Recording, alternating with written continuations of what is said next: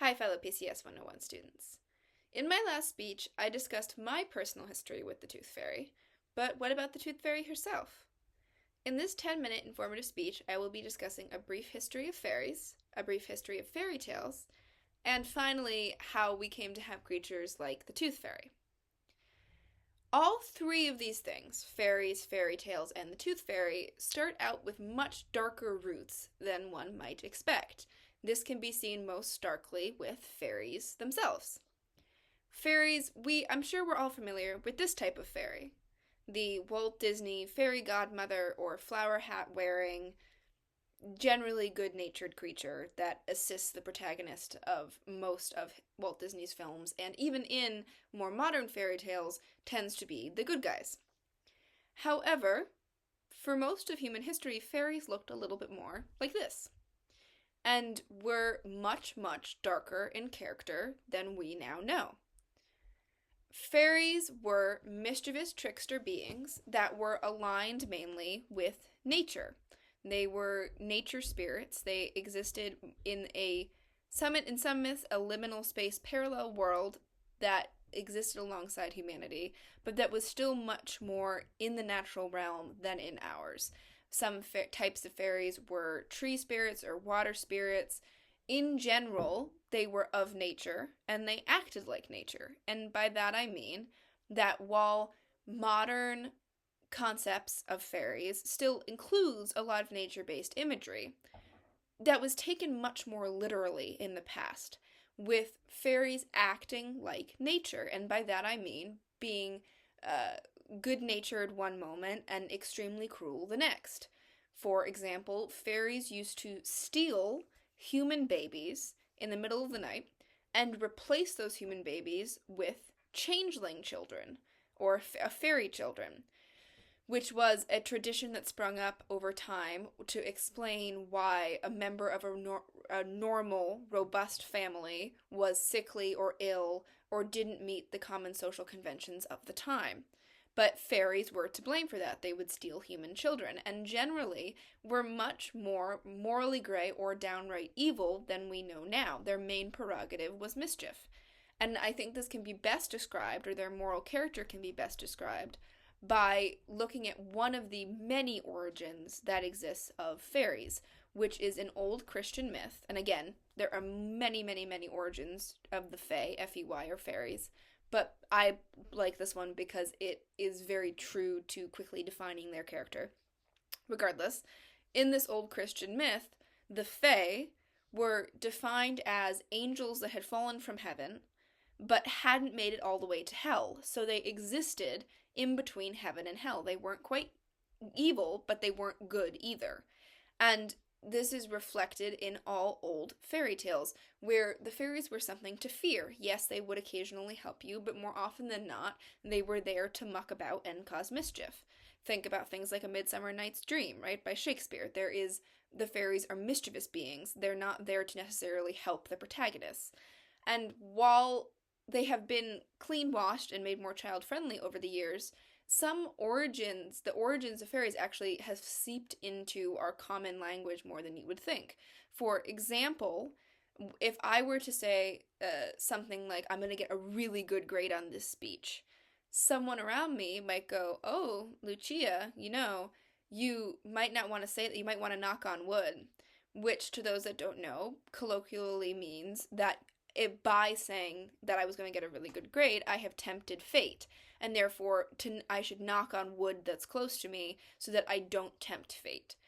That comes from old Celtic myths of imps, which were a type of fairy, living in wood bark and waiting until a passerby would tempt fate, upon which those fairies would capitalize on that and mischievously act so as to make the person regret tempting fate. Somehow they would make it so I got a bad grade on my speech, right?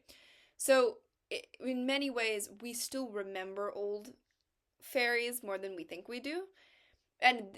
But regardless, old fairies were very morally gray, verging on downright cruel, and old fairy tales reflect this difference.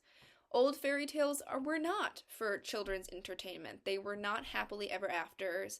They did not end with the good guys being rewarded and the bad guys fading into the background.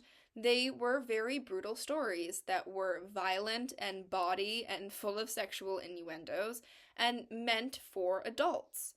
And they existed as old oral traditions for much longer. We don't actually know, just like fairies, their history, we've always had folk tales and myths in humanity, and so there's no clear beginning of fairy tales.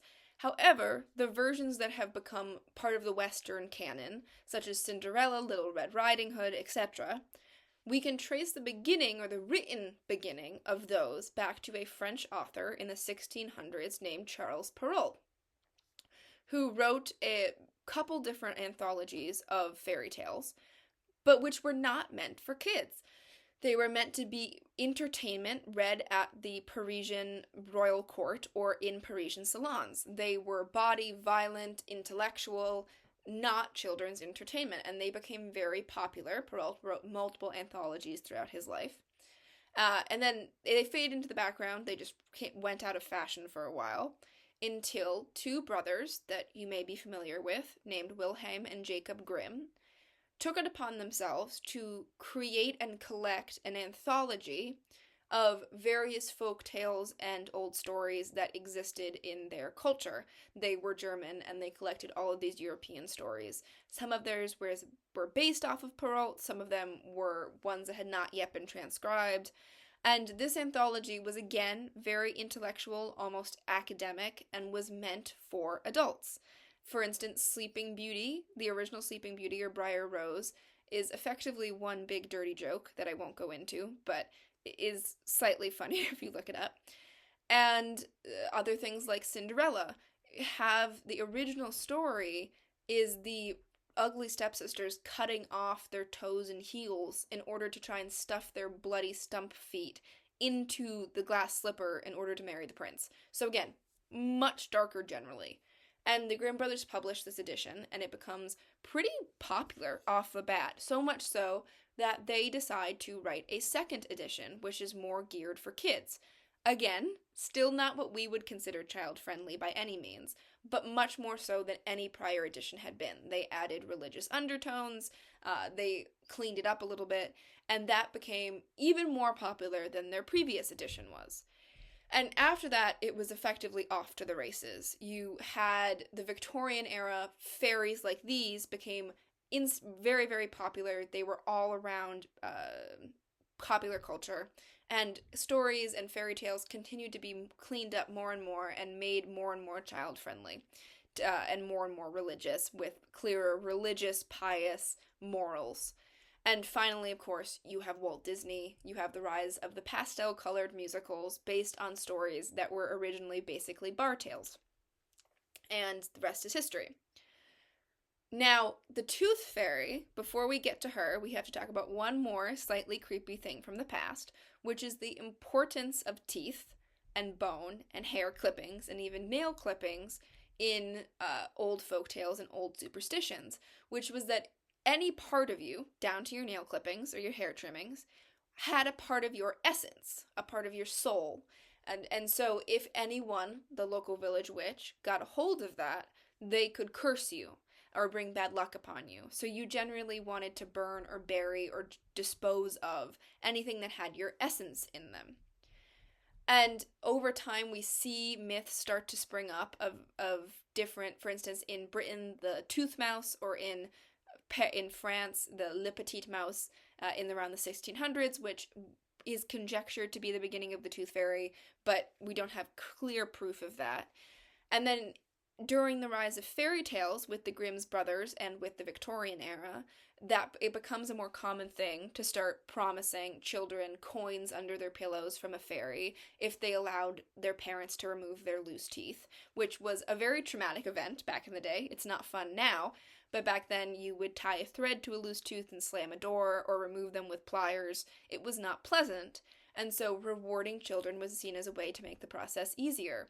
The first actual written text relating to the Tooth Fairy we have is actually from a Chicago newspaper in 1908, when it was as advised as a way to calm recalcitrant children and allow them their teeth to be removed, and it advised mothers to look for cheap and small gifts to put under the kid's pillow.